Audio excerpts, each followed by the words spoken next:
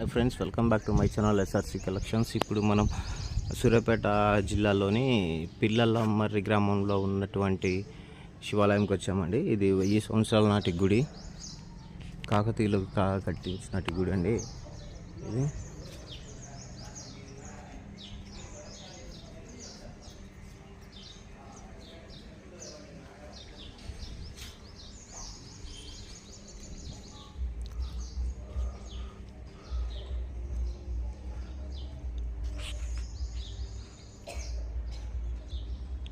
నంది శివుడికి ఎదురుగా ఉండదండి, ఇక్కడ పైన ఉంటుంది. మీకు కనిపిస్తుంది వీడియోలో.